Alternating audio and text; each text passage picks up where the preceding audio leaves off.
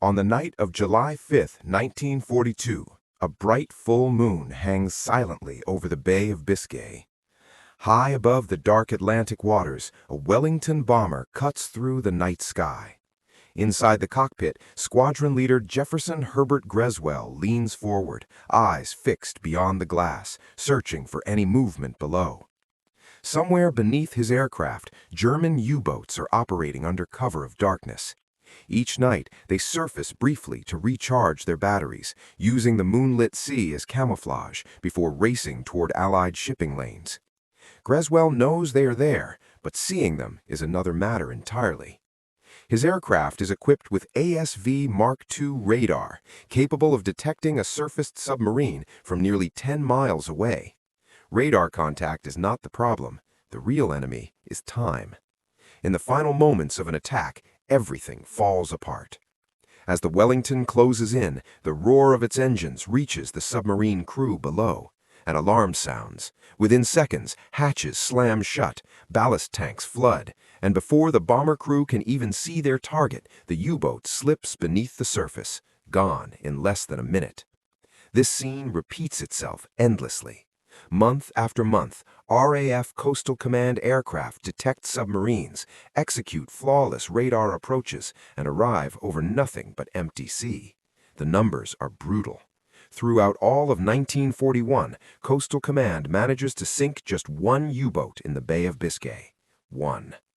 At the same time, German submarines are destroying Allied merchant shipping at a catastrophic rate, nearly 400,000 tons every month. Britain's food reserves are dwindling.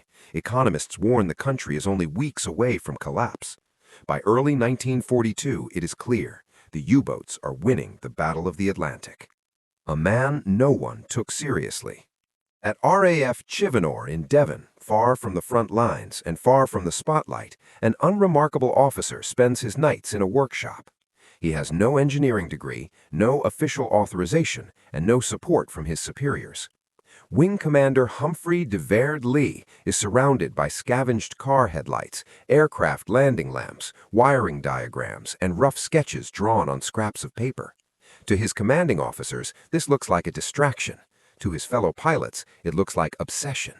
To the Air Ministry's trained engineers, it looks impossible. What no one realizes, what no one in Coastal Command understands, is Lee's unauthorized experiment is about to reshape naval warfare. Within 5 months, his invention will destroy more submarines in the Bay of Biscay than the RAF had sunk there in the previous 2 years combined.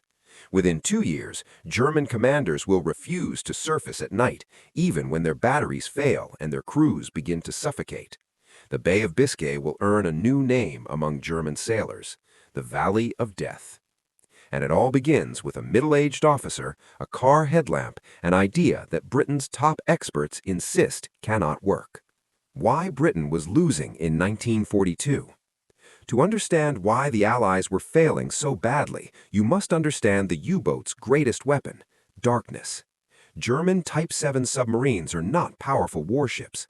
On the surface, they are slow, lightly armored, and carry a limited number of torpedoes. Underwater, they are even weaker, nearly blind, creeping along at 7 knots on batteries that last less than 2 hours. But at night, they become deadly.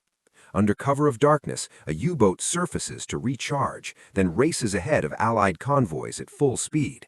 Before dawn, it submerges into the perfect attack position. For the first 2 years of the war, RAF Coastal Command cannot stop them. In 1940, Air Vice Marshal Frederick Bohill takes command of Coastal Command and faces an insoluble problem. Radar can locate submarines, but it provides only direction and distance. At night, by the time a pilot sees the target with his own eyes, the submarine is already diving. The attack window lasts less than half a minute. No amount of training can overcome physics. Every solution fails. The British try everything. Flares are dropped, but they take too long to ignite, giving the submarine precious warning. Stronger engines are installed, but the sound carries miles across open water. Acoustic weapons are tested, but without a visual lock, they miss completely. Crews train relentlessly to speed up attacks. It makes no difference. Perfect radar approaches end the same way every time. Empty ocean. Official reports speak of probable damage and oil slicks observed. Naval intelligence knows better. Nothing is being hit. By early 1942, the conclusion is unanimous. The RAF's own development unit declares that successful night attacks on surfaced submarines are technically unachievable with existing technology. Then Humphrey Deverd Lee starts asking questions no one wants to answer. The wrong man with the right idea. Lee is 44 years old, practically ancient by RAF standards. He flew reconnaissance missions during the First World War, then spent decades drifting through postings without distinction. He never fit the system, he never rose quickly. What he lacks in credentials, he makes up for in experience, more than 1,500 hours of maritime patrol flying. And unlike the experts, Lee refuses to accept that the problem has no solution. In a technical briefing in January 1941, engineers explain, using equations and charts, why illuminating a submarine at night without warning it first is impossible. Aircraft generators are too weak, batteries are too heavy, the math doesn't work. Lee raises his hand. What if we only turn the light on at the very last second? The room erupts in laughter. The idea violates basic electrical theory, aviation safety rules, and multiple Air Ministry regulations. Lee nods politely and then goes back to his workshop. The moment of insight. The breakthrough comes months later during a routine night patrol. Lee's radar detects a contact. As he approaches, his co-pilot spots a fishing vessel below, its deck lights briefly illuminating the sea. For just 3 seconds, the glow reveals the unmistakable outline of a submarine's conning tower. Then the light sweeps away. Darkness returns. The U-boat dives and escapes. But Lee has seen enough. The problem isn't power, it's time. Flares burn too long. What's needed is a burst of blinding light, just seconds long, activated only at the final moment.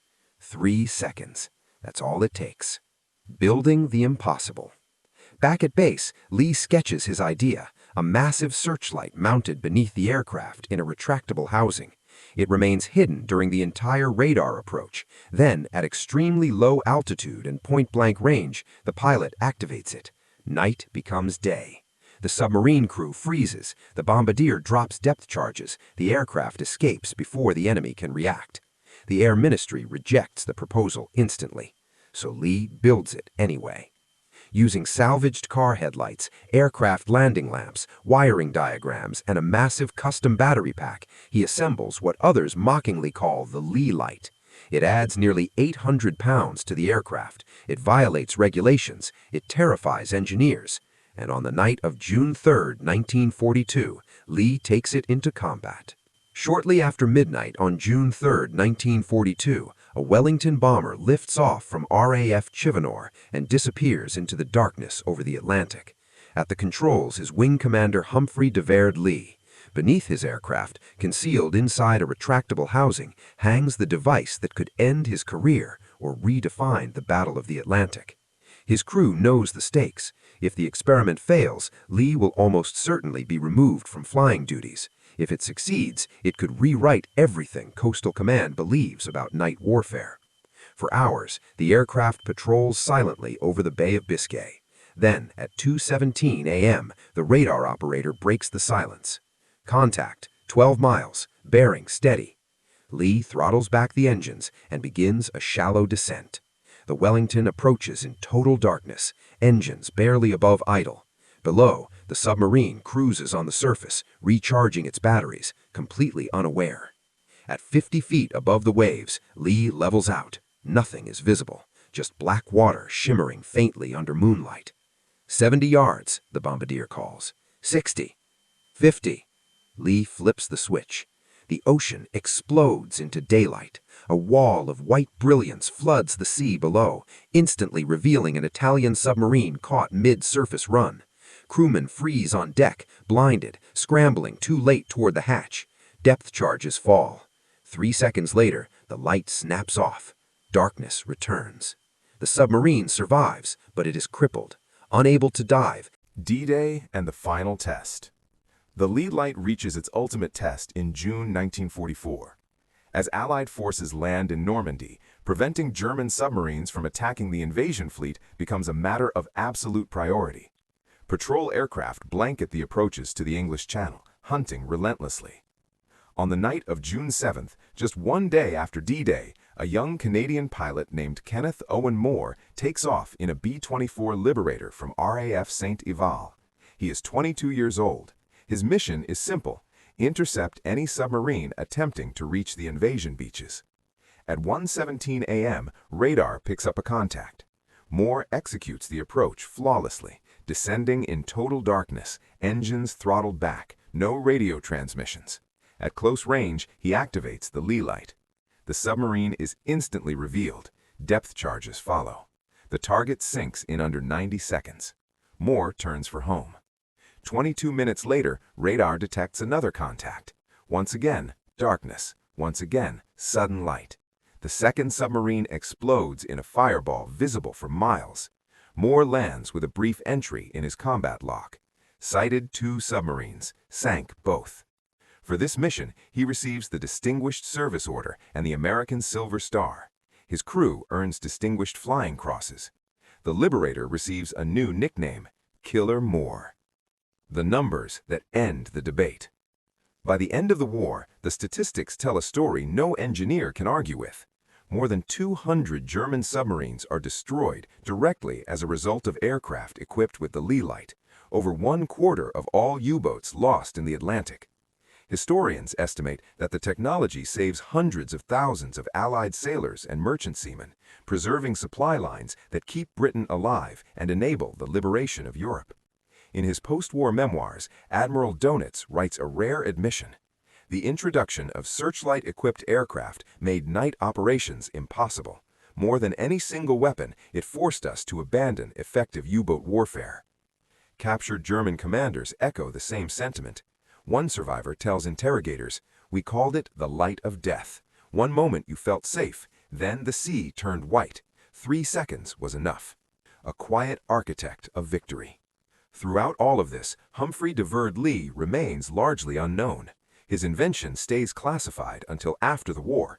He receives no public honors, no headlines, no fame. When the conflict ends, he continues serving quietly in the RAF, eventually retiring as an air commodore in the early 1960s. He refuses interviews, declines speaking invitations, avoids attention entirely.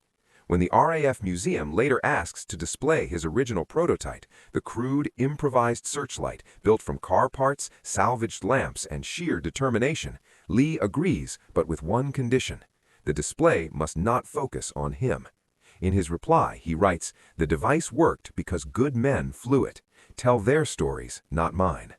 The lee light has been installed on more than 1,800 aircraft across RAF Coastal Command, the Royal Canadian Air Force, and the United States Navy.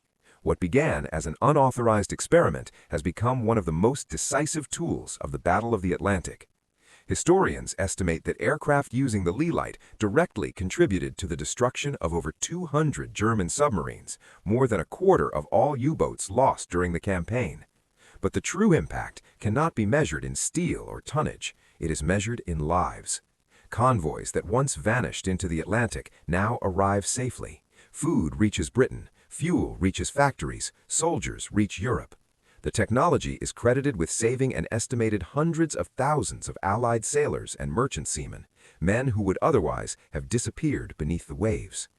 And yet the man responsible remains almost invisible. The man who refused the spotlight. Humphrey de Verde-Lee continues serving in the RAF long after the war. He rises quietly through the ranks, eventually retiring as an air commodore in 1962. He never campaigns for recognition, never writes a memoir, never seeks credit. When journalists request interviews, he declines. When military conferences invite him to speak, he refuses. To Lee, the war was not about invention, it was about solving a problem that was killing people. Years later, when the RAF Museum asks permission to display his original prototype, the crude, improvised searchlight built from car parts, salvaged lamps, and sheer determination, Lee agrees, but with one condition: the display must not focus on him. In his reply, he writes, "The device worked because good men flew it. Tell their stories, not mine." Words from those he saved.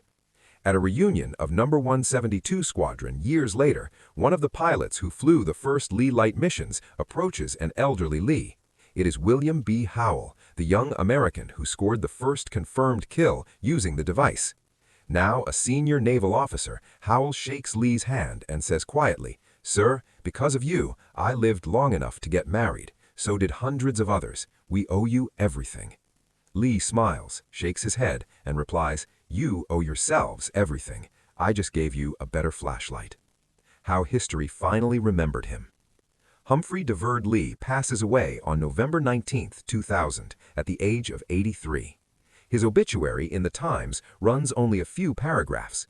Most of it discusses administrative roles he held decades after the war. The invention that helped turn the Battle of the Atlantic receives a single sentence. But history is not finished. In 2008, the RAF installs a permanent exhibition at the RAF Museum in Hendon. At its center stands Lee's original workshop prototype, imperfect, improvised, and revolutionary. Beneath it, a plaque reads, "Designed in violation of regulations, built without authorization, installed against direct orders, saved hundreds of thousands of lives." The lesson. Humphrey DeVerd Lee had no engineering degree, no official permission, no expert backing. What he had was a problem that needed solving and the courage to ignore everyone who said it couldn't be done. The experts were wrong, the regulations were wrong, the established doctrine was wrong, and a middle-aged officer with a car headlight and an idea was right. Sometimes the most important words in military history are not "yes, sir." Sometimes they are "watch this." If you enjoy stories of wartime innovation, forgotten heroes, and the moments when one bold decision changed history, make sure to subscribe to WWII Impact. We publish in-depth documentaries uncovering the real stories behind World War II, stories the textbooks often leave out. Like the video to support the channel. Subscribe to WWII Impact for more true WWII history. Comment below, do you think innovation or obedience wins wars? Your support helps us keep these stories alive.